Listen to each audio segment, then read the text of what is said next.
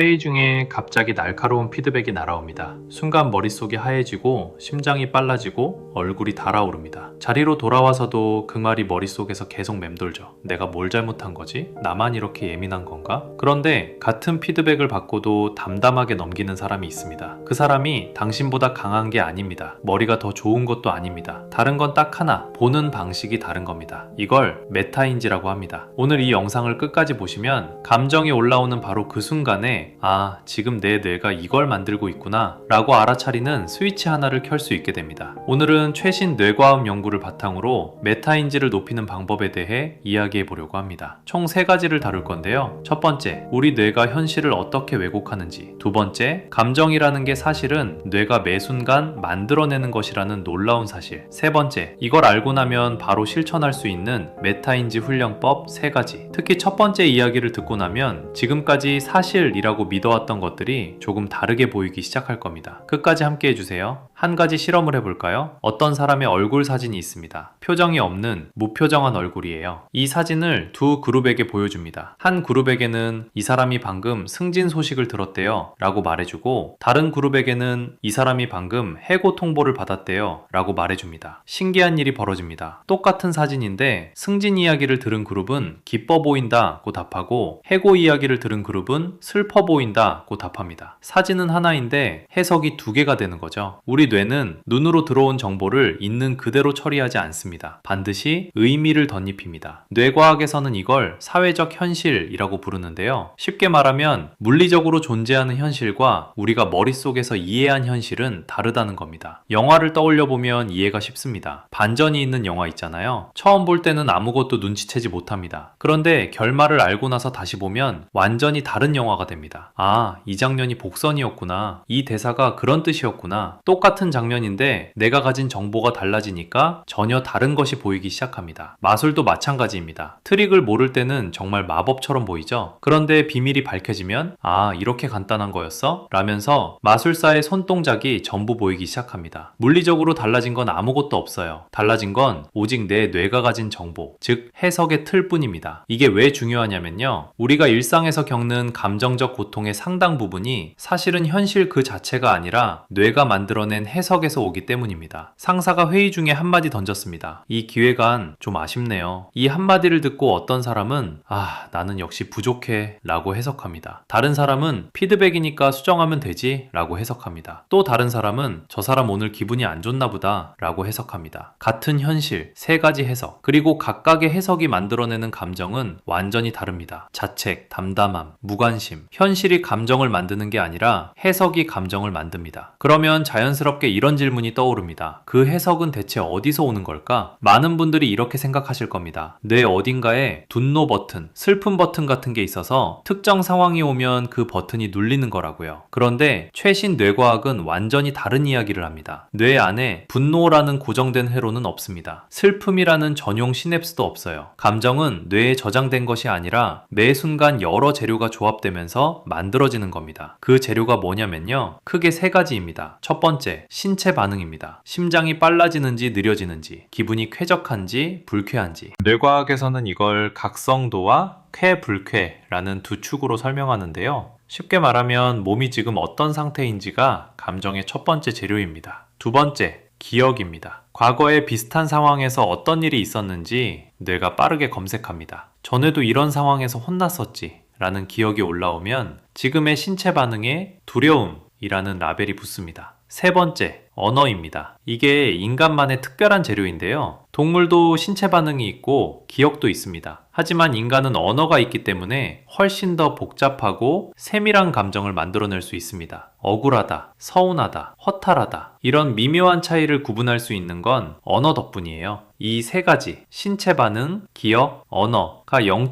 몇 초 만에 조합되면서 우리가 감정이라고 부르는 것이 만들어집니다. 뇌과학에서는 이걸 구성된 감정이라고 부릅니다. 이걸 보여주는 아주 좋은 예시가 있습니다. 어린아이 이야기인데요. 5살짜리 아이가 엄마한테 혼났습니다. 아이는 발을 쿵쿵 구르면서 소리를 지릅니다. 엄마가 물어봅니다. 왜 그러는 거야? 아이가 뭐라고 답할까요? 몰라. 거짓말이 아닙니다. 진짜 모르는 겁니다. 아이의 몸에서는 분명히 반응이 일어나고 있어요. 심장이 빨라지고 얼굴이 빨개지고 뭔가 불쾌합니다. 하지만 그게 화인지 억울함인지 부끄러움인지 구분할 수가 없어요. 아직 그만큼의 기억도 언어도 충분하지 않거든요. 어른이 되면서 경험이 쌓이고 단어를 배우고 이 감정은 이런 거구나를 반복하면서 감정이 점점 정교해지는 겁니다. 여기서 정말 중요한 이야기가 나옵니다. 어린 시절에 형성된 패턴이 어른이 된 후에도 계속 작동한다는 거예요. 한 정신과 의사가 아주 좋은 비유를 했는데요. 신설의 언덕이라는 비유입니다. 갓 눈이 내린 언덕을 상상해보세요. 깨끗한 하얀 눈밭입니다. 여기에 처음으로 썰매가 한 대 내려갑니다. 자국이 남죠? 그 다음 썰매는 어디로 가게 될까요? 당연히 먼저 난 자국을 따라갑니다. 그게 더 쉬우니까요. 세 번째, 네 번째 썰매도 같은 길을 따라갑니다. 결국 그 자국은 점점 깊어지면서 고정된 길이 됩니다. 우리 뇌도 똑같습니다. 어린 시절에 자주 사용한 해석 방식이 점점 깊은 홈이 됩니다. 어렸을 때 부모님이 항상 화가 나 있는 환경에서 자란 아이는 어른이 되어서도 상대방의 무표정을 화난 얼굴로 해석하는 경향이 있습니다. 실제로 불안장애가 있는 사람들은 무표정한 얼굴 사진을 보고 화나 보인다고 답하는 비율이 일반인보다 높다는 연구 결과가 있어요. 반대로 혼나도 금방 용서받았던 환경에서 자란 아이는 어떨까요?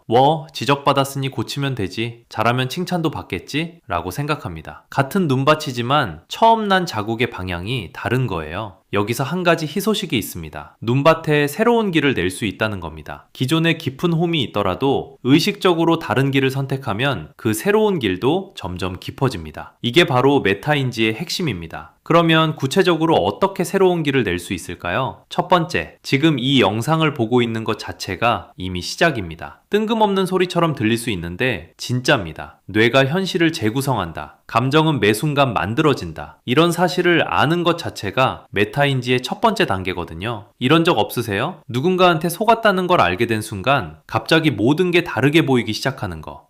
저때 그 행동이 이런 뜻이었구나. 알기 전과 후가 완전히 다르잖아요. 뇌의 작동 원리도 마찬가지입니다. 내가 지금 느끼는 감정은 뇌가 만들어낸 해석이다 라는 걸 아는 것만으로도 감정에 100% 매몰되는 일은 줄어듭니다. 왜냐하면 아는 순간 이미 한 발짝 빠져나온 거거든요. 마치 영화관에서 영화에 푹 빠져 있다가 갑자기 맞다, 이건 영화지 라고 자각하는 순간과 비슷합니다. 영화가 끝난 건 아닌데 완전히 빠져있던 것과는 분명히 다른 상태가 되죠. 그게 메타인지의 시작입니다. 두 번째, 감정이 아니라 신체 신호를 먼저 관찰하세요. 감정이 올라올 때 대부분의 사람들은 왜 화가 나지? 왜 이렇게 불안하지? 처럼 감정 자체를 분석하려고 합니다. 그런데 이게 함정이에요. 감정을 분석하려고 하면 할수록 그 감정 안으로 더 깊이 빠져듭니다. 대신 이렇게 해보세요. 감정이 올라오는 순간 몸에 집중합니다. 지금 심장이 빨라졌네? 손에 땀이 났네? 어깨가 올라가 있네? 이게 다예요. 판단하지 말고 그냥 관찰만 합니다. 심장이 빨라진 건 나쁜 거야도 아니고 이걸 빨리 멈춰야 해도 아닙니다. 그냥